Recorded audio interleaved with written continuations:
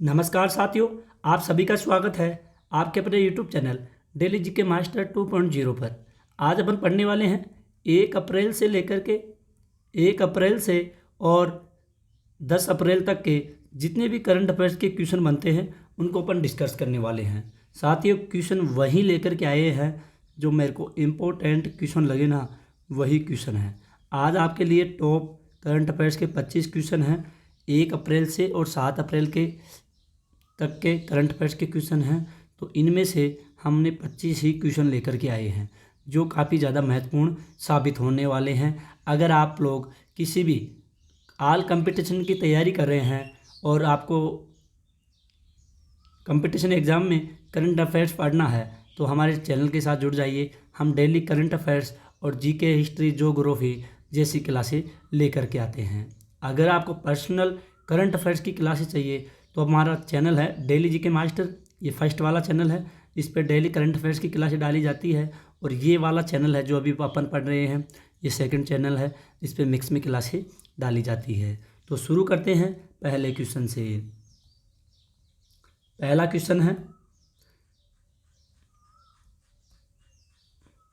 भारतीय नौसेना ने हिंद महासागर में किस ऑपरेशन के तहत एक ईरानी जहाज अल कबर और उसके नागरिकों को बचाया है? तो भारतीय सेना के हिंद महासागर में ऑपरेशन किसके साथ? ऑपरेशन संकल्प के साथ। किसके साथ? ऑपरेशन संकल्प के साथ यह अल कबर और उसके नागरिकों को बचाया गया है। भारतीय वायुसेना के द्वारा, भारतीय सेना के द्वारा ऑपरेशन संकल्प शुरू करके और ईरानी जहाज अल कबर और उसके नागरिकों को बचाया गया है। यानी कि इसका साथियों बी राइट आंसर हो जाएगा। आप लोग चित्र में देख लीजिए जहाज के बारे में। अब बढ़ते हैं अगले क्वेश्चन की ओर साथियों। इंपॉर्टेंट पॉइंट है, इनको भी देख लेते हैं। भारतीय नौसेना ने हिंद महासागर में ऑपरेशन संकल्प के तहत एक ईरानी मछली पकड़ने वाले जहाज अल कबर और उसके 23 पाकिस्तानी नागरिकों को चालक दल को बचाया, जिसे सशस्त्र समुद्री डाकुओं द्वारा अपहरण कर लिया गया था। इस ऑपरेशन में भारतीय नौसेना की युद्धपोत INS सुमेधा व मिसाइल फ्रीगेट INS त्रिशूल शामिल थे। ठीक है, इम्पोर्टेंट क्वेश्चन है और इसके पॉइंट भी हैं। अब बढ़ते हैं अगले क्वेश्चन की ओर। क्वेश्चन है, अंतर्राष्ट्रीय संस्कृति अवार्ड 2024 से किसे सम्मानित किया गया है? तो साथियों, अंतर्राष्ट्रीय संस्कृति अवार्ड 2024 से किसे सम्मानित किया गया है? तो ये सम्मानित किया गया है प्रोफेसर मीना चरांदा को। किसे? प्रोफेसर मीना चरांदा को अंतर्राष्ट्रीय संस्कृति अवार्ड 2024 से सम्मानित किया गया है।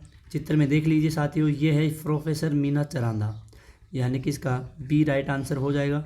और इम्पोर्टेंट क्वेश्चन है, ध्यान में रखिएगा, इम्पोर्टेंट पॉइंट है इसके।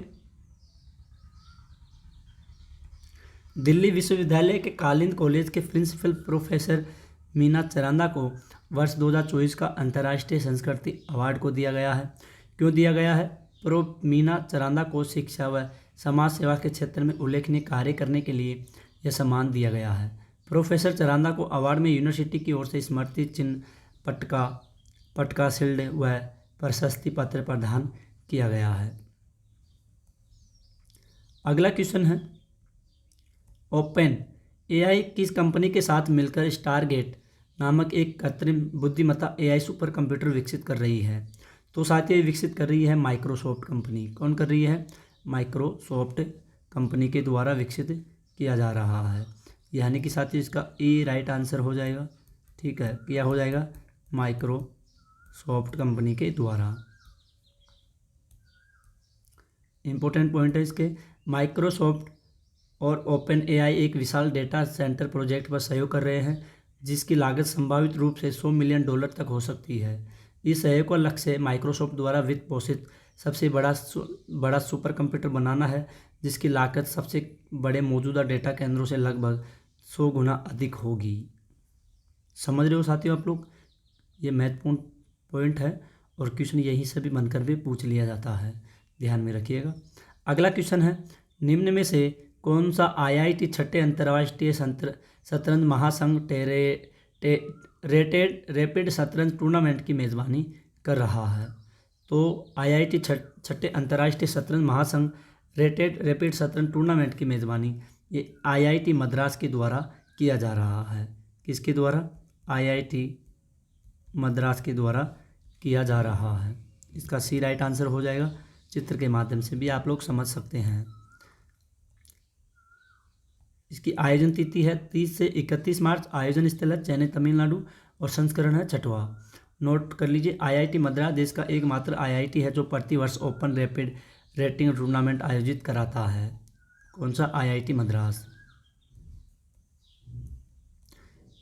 क्वेश्चन है, किस राज्य में दुनिया के सबसे बड़े एकल संस्थान तांबा विनिर्माण संयंत्र का शुभारंभ किया गया है? तो संयंत्र का शुभारंभ किया गया है मुद्रा गुजरात के द्वारा। किसके द्वारा? मुद्रा गुजरात के द्वारा किया जा रहा है। चित्र के माध्यम से भी आप लोग समझ सकते हैं साथियों।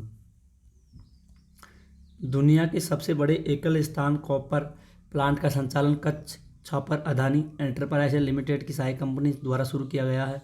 इसका लक्ष्य तांबे के आयात पर भारत की निर्भरता को कम करने और स्वच्छ ऊर्जा में परिवर्तन करने का समर्थन करने में मदद मिलती है। अब बढ़ते हैं अगले क्वेश्चन की ओर। क्वेश्चन है, किस देश में अंतर्राष्ट्रीय बाजरा वर्ष 2023 का समापन समारोह आयोजित किया गया है? तो बाजरा वर्ष, अंतर्राष्ट्रीय बाजरा वर्ष समापन समारोह ये रोम इटली में किया गया है। कहाँ पे? रोम इटली में। चित्र के माध्यम से आप लोग देख लीजिए, ये भी महत्वपूर्ण है। खाद्य और कृषि संगठन FAO द्वारा अंतर्राष्ट्रीय बाजरा वर्ष 2023 का समापन समारोह आयोजित किया गया। मार्च 2011 में संयुक्त राष्ट्र महासभा ने भारत के एक प्रस्ताव के बाद 2023 को अंतर्राष्ट्रीय बाजरा वर्ष से घोषित किया गया है। संयुक्त राष्ट्र खाद्य और कृषि संगठन UNFAO स्थापना हुई है 6 अक्टूबर 1945 को। मुख्यालय इसका रोम में स्थित है और साथियों इसके महानिदेशक है क्यू डोंगयू। क्वेश्चन है अगला, BWF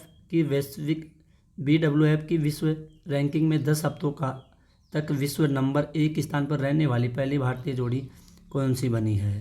तो ये जोड़ी बनी है सात्विक साईराज और चिराग शेट्टी।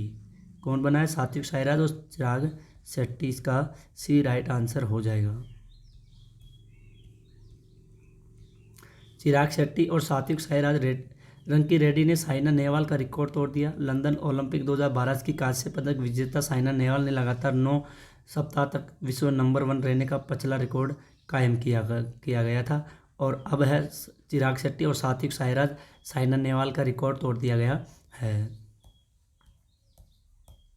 अप्रैल 2024 से किस कंपनी ने ट्रैक्टर कारोबार बंद करने का फैसला लिया है? तो ये फोर्स मोटर्स के द्वारा ट्रैक्टर कारोबार बंद करने का फैसला लिया गया है। फोर्स मोटर्स एक भारतीय ऑटोमोबाइल कंपनी है। स्थापना हुई 1958 को NK फिरोदिया द्वारा। Force Motors.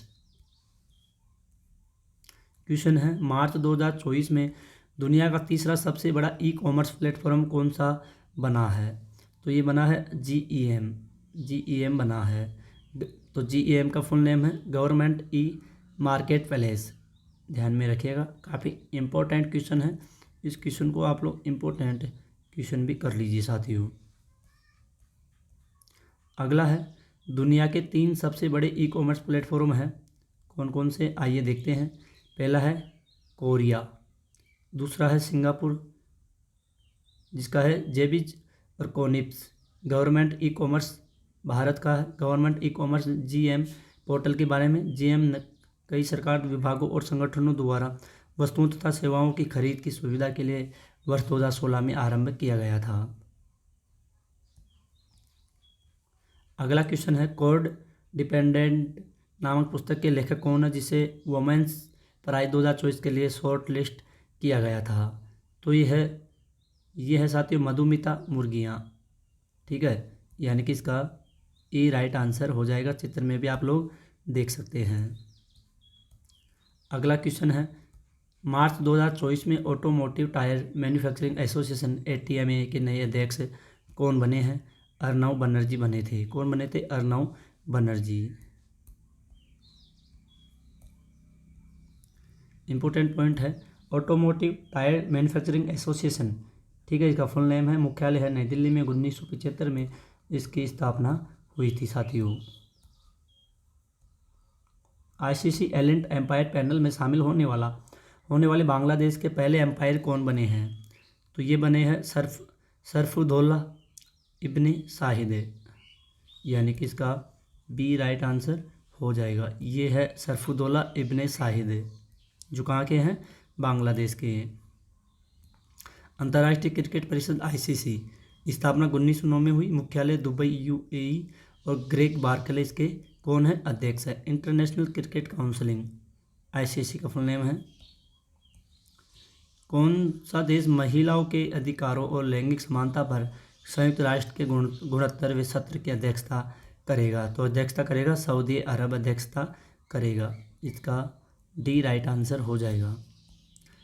आइए इसके पॉइंटों की तरफ बढ़ते हैं। महिलाओं की स्थिति पर संयुक्त राष्ट्र आयोग ने सर्वसम्मति से 2025 में अपने 69वें सत्र की अध्यक्षता के लिए सऊदी अरब को नियुक्त किया गया। संयुक्त राष्ट्र में सऊदी रादूद अब्दुल अजीज अल वासिल को अध्यक्ष के रूप में चुना गया है। अगर साथियों आपको अपने डीके सर की वीडियो क्वालिटी कंटेंट पसंद आई तो प्लीज़ साथियों चैनल को सब्सक्राइबर जरूर कीजिएगा। न्यायमूर्ति मोहम्मद यूसुफ वानी ने किस राज्य यूटी में अंतरिक्ष न्यायाधीश के रूप में शपथ ली है? तो ये ली है कश्मीर में। कहाँ पर ली गई है? ये ली गई है कश्मीर में ली गई है।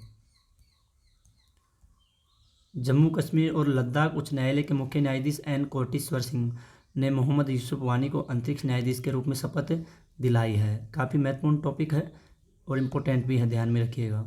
क्वेश्चन है, अप्रैल 2024 में समाचारों में देखा गया कि कच्चा थीवु द्वीप कहाँ स्थित है? कुछ कच्चा थीवु द्वीप ये 285 एकड़ में फैला हुआ है साथियों, ध्यान में रखिएगा। और इसका राइट आंसर हो जाएगा ये पाक जलड मरुमध्य में है। कहाँ पे? पाक जलड मरुमध्य में है।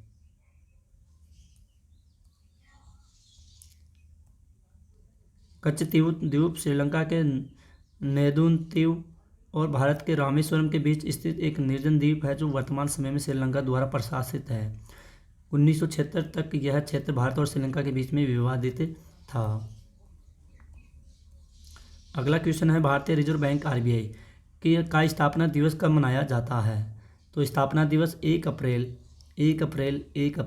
अप्रैल को मनाया जाता है। चित्र में देख लीजिए, आरबीआई भारतीय रिजर्व बैंक के द्वारा। और रिजर्व बैंक की स्थापना हुई है 1 अप्रैल 1935 को। मुख्यालय नई दिल्ली में है।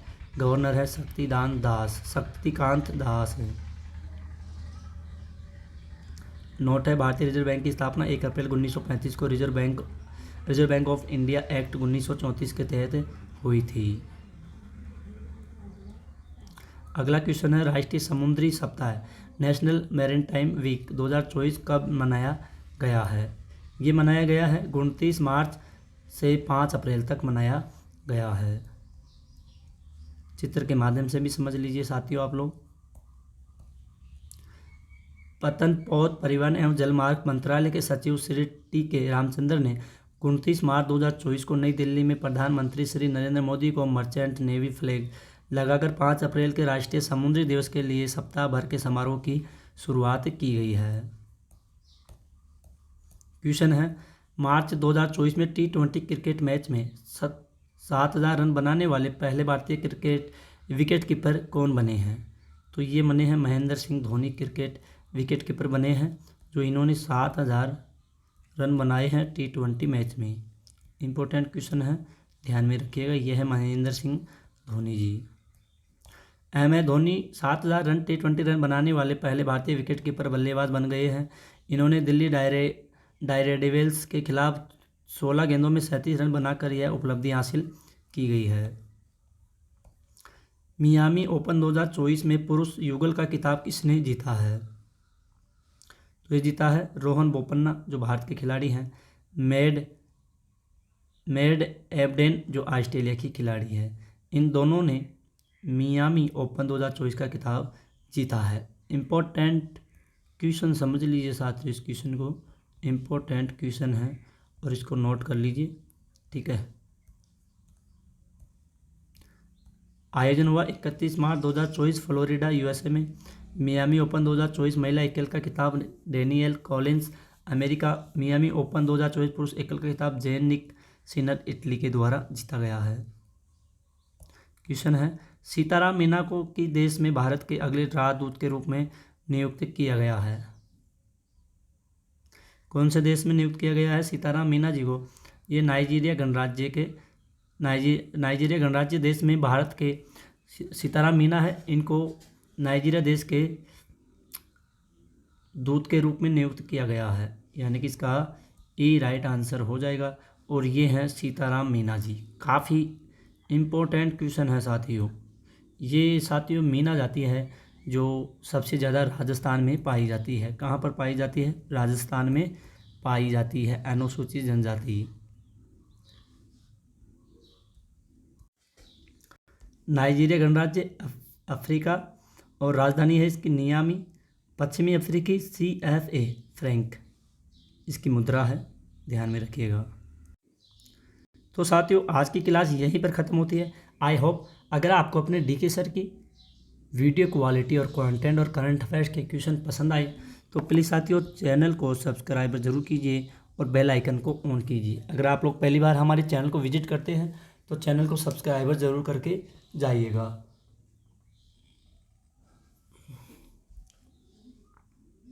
तो साथियों आज के लिए इतना ही, मिलते हैं एक और अगली न्यू क्लास में। तब तक के लिए धन्यवाद। जय हिंद, जय भारत।